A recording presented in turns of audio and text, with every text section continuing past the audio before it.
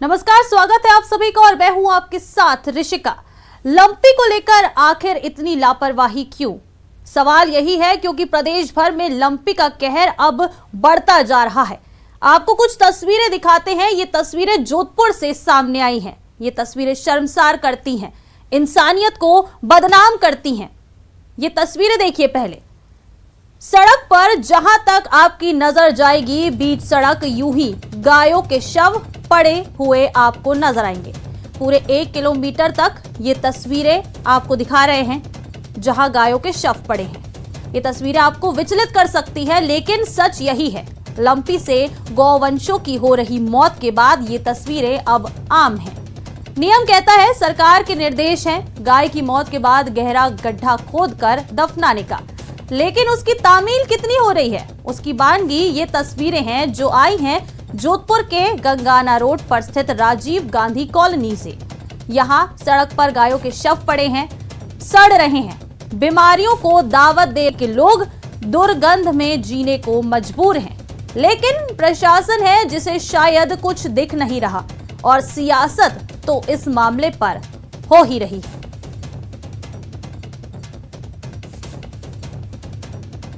ये एक्सक्लूसिव तस्वीरें आपको दिखा रहे हैं। ये तस्वीरें जोधपुर से सामने आई हैं। 1 किलोमीटर तक की ये तस्वीरें ये आपको विचलित कर सकती हैं, लेकिन सच यही है। प्रदेश भर में कहर लंपी कहर बनकर टूट रहा है। गौवंश इस बीमारी की चपेट में है और आए दिन हजारों गायों की मौत हो रही है।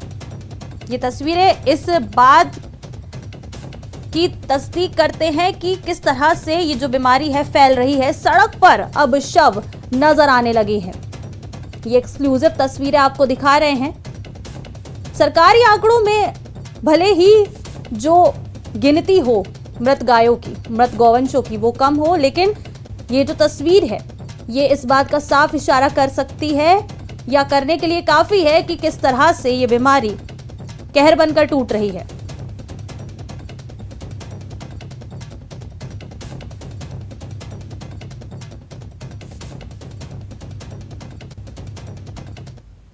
चिंताजनक बात है कि जिस तरीके से गायें मीलों दूर तक उनके शव बिखरे पड़े हैं, खुले में हैं, जो संक्रमण को भी न्योता देते हैं और एक तरीके की आस्था पर भी प्रहार करते हैं।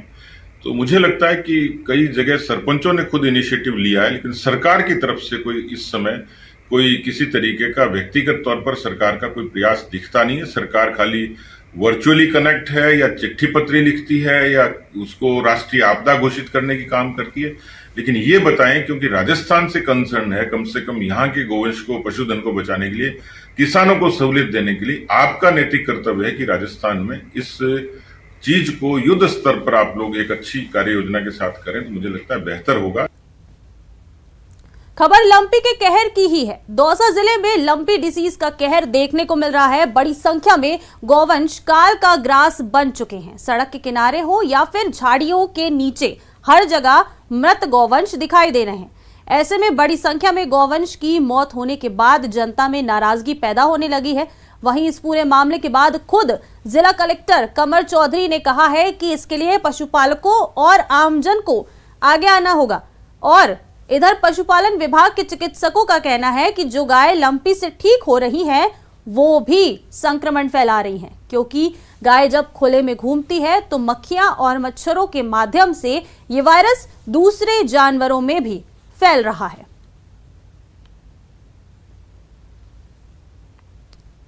तो लंपी को लेकर सरकारी आंकड़े कुछ भी हों, लेकिन अब तस्वीरें जो सामने आ रही हैं वो इस बात की तस्दीक करते हैं कि एक बीमारी किस तरह से फैल रही है।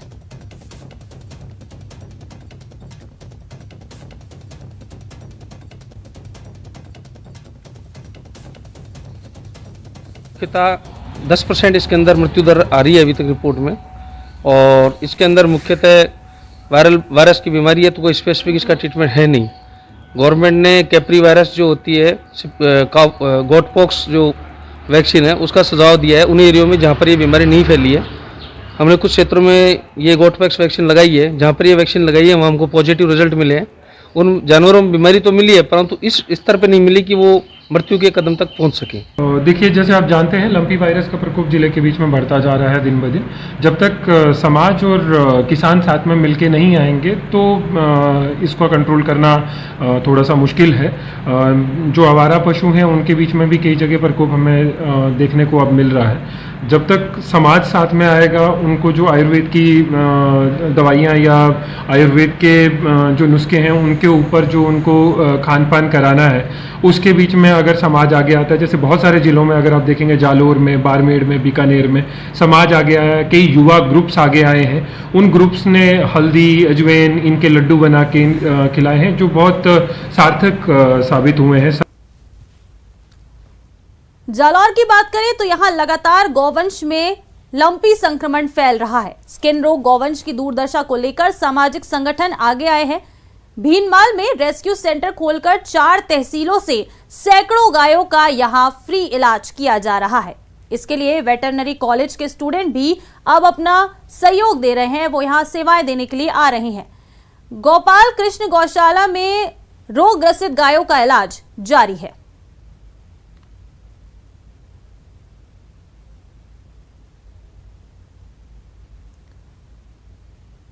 ये तस्वीर उस रेस्क्यू सेंटर की है जहां पर सैकड़ों गायों का फ्री में इलाज किया जा रहा है। वेटरनरी कॉलेज के स्टूडेंट अब गायों में फैल रही इस बीमारी को ठीक करने के लिए आगे आए हैं। अपनी सेवाएं देने के लिए ये स्टूडेंट्स इस रेस्क्यू सेंटर में आए हैं और इन गायों के इलाज के लिए हर संभव कार्य किए जा रहे हैं।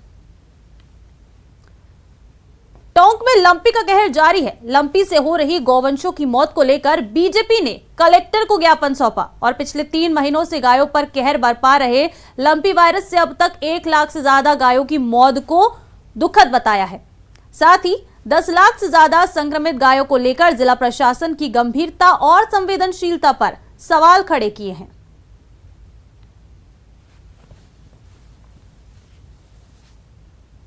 अनेक गायें मर रही है, उनकी दवाई की व्यवस्था नहीं हो पा रही। कई गायों को खुले में रखा जा रहा है जिससे बीमारियां बढ़ रही है। इसलिए आज भारतीय जनता पार्टी के नेतृत्व में आज ज्ञापन दिया गया।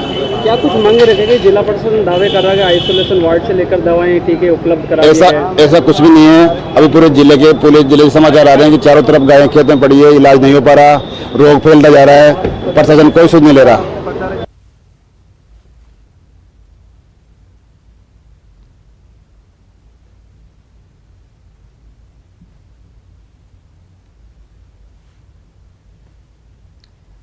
प्रदेश के श्रीगंगानगर जिले में पिछले कुछ दिनों से बारिश नहीं होने और तापमान में बढ़ोतरी से पशुपालकों को कुछ राहत मिली है। बढ़ते तापमान के साथ ही पशुओं में लंपी संक्रमण की दर में और मृत्यु दर में गिरावट दर्ज की गई है।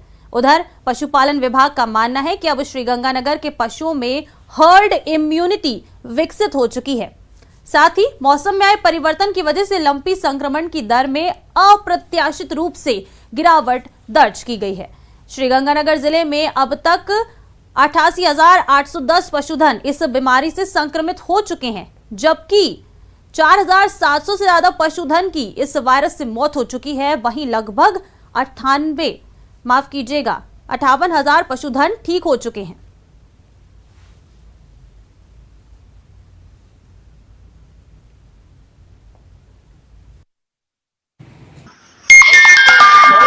अब लंपी डिजीज़ का जो है वो पूरा कंट्रोल है। हमारे जो है स्टाफ ने रात दिन मेहनत करके और खूब काम किया है, जिससे जगह जगह एमएलए साहिबान ने, भामाशाहों ने, विभाग ने दवाई उपलब्ध करवाई। उसके बाद दवाई वितरित की गई है, जगह जगह कैंप लगाए गए हैं, जिससे जो है बीमारी को हमने पूर्ण रूप से नियंत्रण कर लिया है। जी पहले तो बहुत ज़्यादा थी, पहले तो 30, 40, 45 डेली की एवरेज थी मरने की, तो अब तो 2, 4, 2, 3, 4, 5 पे आ गई है। बहुत फर्क पड़ा है, बहुत ज़्यादा फर्क पड़ा है। शुरू में जी लंपी बहुत बड़ी हुई थी। इसके अंदर डॉक्टरों ने इसकी रोकथाम के लिए पहले कई इंजेक्शन लगवा दिए, ठीक थे उनके, उसके बाद बढ़ी नहीं। और ये वही है लंपी वाले, उसके बाद कोई बीमारी नहीं है, उनमें बहुत सुधार है। डॉक्टर आ रहे हैं टाइम टू टाइम।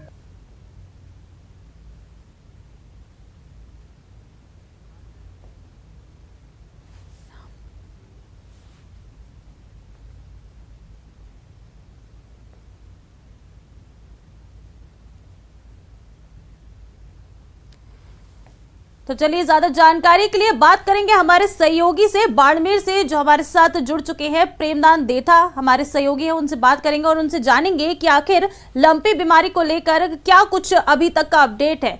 प्रेमदान, क्या कुछ अपडेट है बाड़मेर में लंपी से गायों की मौत हो रही है उसको लेकर?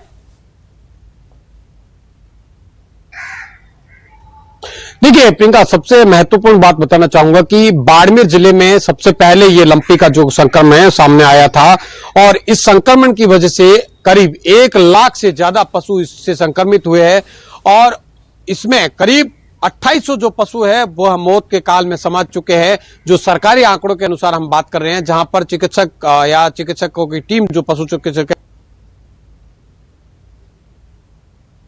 के नगर परिषद के द्वारा जो संक्रमित पशु हैं उनको रखा गया है, उस इलाके के अंदर खड़ा हूं मैं। मेरे सहयोगी जी कहूंगा कि आपको बताएंगे कि किस तरीके से जो गायें हैं इनको यहां पर रखा गया है और वास्तविकता ये है कि जो गायें संक्रमण से ऊब चुकी है उसके बाद में जो फोड़े निकले थे वहां से रस्सी जो निकल रही है या वहां से मौत जो निकल रहा है, ये अपने आप में बहुत ही दुखद है क्योंकि गायों को ठीक करने के लिए हालांकि यहां पर लगातार चिकित्सक पहुंच रहे हैं जिनको ठीक भी किए जा रहे हैं। मैं बताना चाहूंगा कि यहाँ करीब पशुओं को लेके आया था शहर के अंदर से, नगर परिषद के द्वारा यहां पर किया गया और नगर परिषद के पार्षदों द्वारा इन गायों का सेवा की गई है। लगातार इन लोगों ने इन गायों को जो जिस तरीके के खान पान के हिसाब से दिया गया था, उसके साथ ही हमारे साथ में जो पार्षद यहाँ पर लगे हुए थे सेवा में, मैं उनसे भी बातचीत करूंगा। कितने पशु पहुंचे थे, कितने पशु ठीक होकर के बाहर निकले हैं और अभी की स्थिति क्या है, आप बताइए किस तरीके के पशुओं को आपने इलाज करवाया?